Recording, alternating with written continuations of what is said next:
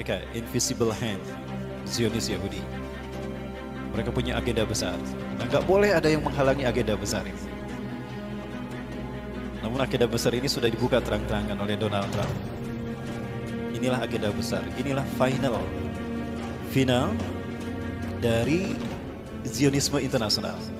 Berdirinya sinagoga Yahudi di atas Masjidil Aqsa. Ya, kan itu puncak gerakan Zionis. Zionisme itu adalah kembalinya Zionis Yahudi ke Bukit Zion, kembalinya bangsa Yahudi ke Bukit Zion. Ya. Kenapa harus ke Bukit Zion? Karena the God who's waited, Tuhan yang mereka tunggu-tunggu akan segera turun di Bukit Zion. Karena milenium ketiga ini harusnya singgasana Tuhan berdiri bagi mereka di tanah Syam, Palestina.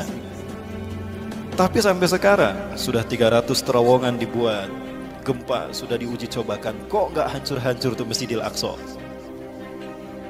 Mereka tidak tahu kalau Masjidil Aqsa ini dihalangi, dijaga oleh para malaikat. Nah, ini endingnya. Nah, agar dunia tidak konsen ke sana, bikin rame dengan urusan rumah tangga negara masing-masing. Ya, kasus pelecehan Al-Quran lah, penistaan Islam lah, penistaan ulama lah. Sekarang apa lagi? Pembunuhan para ulama. Ya. Saya ingin membahas apa yang dikemukakan oleh Donald Trump. Therefore, I have determined that it is time to officially recognize Jerusalem as the capital of Israel.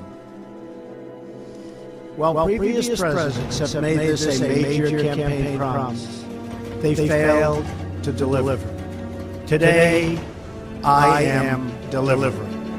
I've judged this course of action to be in the best interests of the United States of America and the pursuit of peace between Israel and the Palestinians.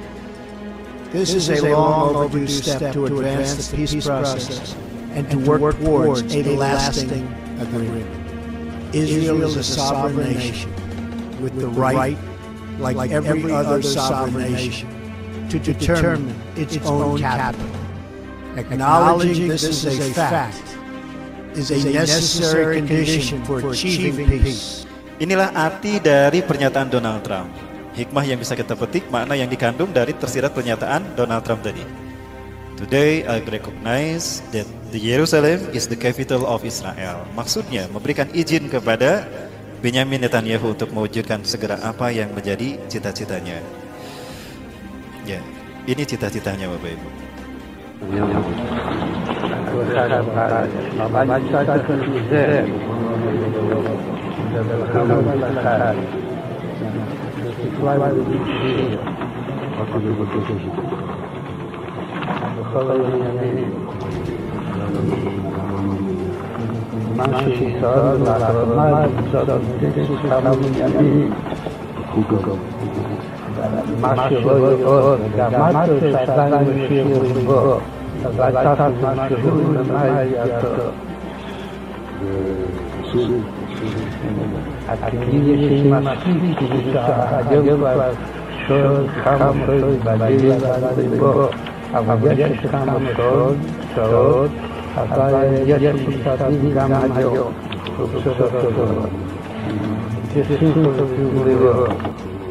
Sudah banyak kemajuan yang kamu lakukan Benyamin Netanyahu, maka saya pilih lagi, kami pilih lagi jadi Perdana Menteri Israel. Padahal dulu sudah menjadi PM Israel dua periode. Ya, setelah itu diganti oleh Ehud Barak dari Partai Buruh, diganti oleh Ehud Ariel Sharon, lalu diganti oleh Ehud Olmert, kemudian diganti lagi oleh dia. Di antara Perdana Menteri Israel yang progresnya bagus untuk mendirikan singgasana Yahudi, singgasana Tuhan ini Benyamin Netanyahu. Dia bertemu dengan pimpinan Rabi Yahudi Zionis Ashkenazim. Dia berkata banyak kemajuan yang sudah kau raih, tapi ada satu ya yang belum berubah. Mesias belum juga datang. Ya, kenapa? Itu kan kata-katanya.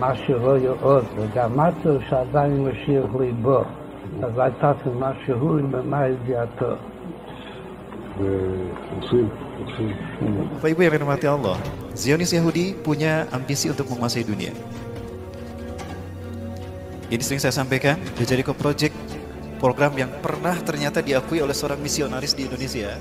Saat itu dia terang-terangan, setelah masuk Islam, kita tablik akbir bersama di Sumedang. Beliau menyampaikan, Ustadz, apa yang Ustadz sampaikan betul. Itu rahasia kami sebetulnya. Saya dapatkan ini dari buku-buku Yahudi, diantaranya Desain Yahudi atau Kehendak Tuhan, Max E. Diamond. Max E. Diamond itu orang luar negeri, tapi dia benci kepada gerakan Zionis Yahudi. Dia membongkar Zionis Yahudi gerakan seperti apa. Diantaranya dibahas masalah ini. Masehi tidak lebih dari 3.000 tahun. 3.000 tahun ini mereka bagi menjadi 3 milenium, 1 milenium artinya 1.000 tahun. Hari ini kita berada pada milenium ketiga. Milenium ketiga inilah yang disebut dengan Y2K. Y2K kadang orang mengenalnya sebagai era kebangkitan teknologi, globalisasi dan informasi. Bukan, itu kamuflase. Y2K syarat perbuatan ideologis. Arti Y2K adalah Year of the Jesus Kingdom bagi orang Kristen. Bagi orang Kristen. Jadi 1000 tahun terakhir sebelum hari kiamat adalah tahun bagi berdirinya kerajaan Yesus Kristus di muka bumi. Maka singgasana Yesus harus sudah ada sebelum tahun 2000 Masehi. Faktanya, Yahudi pun tidak bisa membuat ini. Ya. Bagi orang Yahudi sama. Ya. Dengan pemerintahan pusatnya, agenda-agenda negara di dunia harus sesuai dengan agenda Yahudi. Jika berseberangan, habislah nanti. Indonesia, shadow government-nya juga. Inilah Y2K bagi orang Yahudi. Di mana mereka akan mendirikan singgasana Tuhan mereka? Di mana lagi kalau bukan di Palestina, di Yerusalem. Kenapa harus Palestina? Karena Palestina adalah pusat jantung dunia. Jantung dunia itu Palestina. Karena Palestina menghubungkan 3 benua, Afrika, Eropa, dan Asia. Siapa yang menguasai Palestina? Dia menguasai dunia. Dan tidak ada artinya Palestina without Yerusalem, tanpa Yerusalem.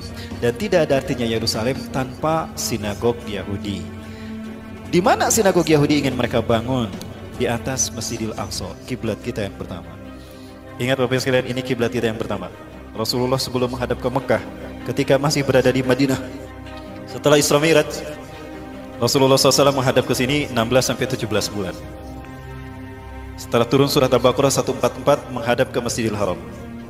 Ya, masjid ini menjadi masjid pertama digunakan sholat asar menghadap ke Ka'bah. Tadinya kemana we para sahabat, kaum muslimin yang ada di Palestina sholatnya? Ayo nupa tonggong-tonggong, nupa harup-harup, ya. Ada. Karena kiblatnya, kita mau sholat di situ kemana aja nggak apa-apa. Tapi setelah turunnya surat Al-Baqarah 144 semuanya menghadap ke Ka'bah. Apa yang terjadi? Kalau saya lihat, pernyataan Donald Trump ini artinya memberikan izin kepada Yahudi untuk menghancurkan masjid ini dan mereka ganti dengan sinagog Yahudi. Ini nanti yang akan berdiri, dan ini kesepakatan yang antara Yahudi dengan Amerika bahwa sinagog yang akan dibangun seperti ini. Mereka akan bersambung menyambut Tuhan mereka, Mesayah atau Al-Masih, teman-teman sekalian. Kalau ini terjadi dan kita masih hidup, malulah kita di hadapan Allah. Kita mayoritas tidak bisa melindungi kiblat kita yang pertama. Ya, lebih baik kita sudah syahid ketika ini terjadi. Namun apa yang terjadi, teman-teman sekalian? Insya Allah mimpi Yahudi ini tidak akan terjadi. Bapak Ibu yang dirahmati Allah, tahun 1947 PBB memutuskan membagi dua Palestina, 56% bagi Israel, 44% bagi Palestina. Maka Palestina yang tadinya mayoritas dikuasai kaum muslimin berubah menjadi dikuasai Israel. Nah, ini Palestina di tahun 1946, yang warna hijau ini kaum muslimin, yang warna putih ini adalah Israel, Yahudi. Tidak lebih dari 8,5%. Maka 1 tahun setelah PBB menyatakan kalau Palestina dibagi dua untuk Israel dan kaum muslimin, maka warna putih ini Israel. Setiap bulannya 1.000 sampai 5.000 orang Yahudi diungsikan setiap bulan ke Palestina. Terjadilah okupasi, perampasan wilayah. Kaum muslimin yang mempertahankan rumahnya dibantai, disiksa. Habislah para muslimin. Ya, dan hari ini bisa kita lihat Israel menguasai Palestina. Dari 12 provinsi di tanah Palestina, tinggal 1 provinsi yang belum dikuasai mereka, Gaza. Begini nasib Indonesia jika Cina dibiarkan. Ini nasib umat Islam Indonesia jika Cina dibiarkan. Dan sekarang 70% tanah di Indonesia milik Cina. Cuma 30% tanah di Indonesia milik orang Indonesia sendiri, pribumi. Saya ingat kepada hadis Rasulullah SAW, la taqumu sa'atu hatta tuqatila qauman. Kiamat tidak akan terjadi sehingga kalian berperang dengan satu bangsa. Ni'aluhumus sya'ar, sendal-sendal mereka terbuat dari bulu. Wala taqumu sa'atu, dan tidak akan terjadi kiamat hatta tuqatilu qauman sigharul ayun, mata mereka sipit. Juluduhum ahmar, kulit mereka merah. Zungfal unuf, beda irungnya. Wa wujuhum kambanjanil mutraqah, wajah mereka bulat seperti tameng. yang terpotong. Kira-kira bangsa mana? Merinding Bapak Ibu, kiamat sudah dekat. Allah.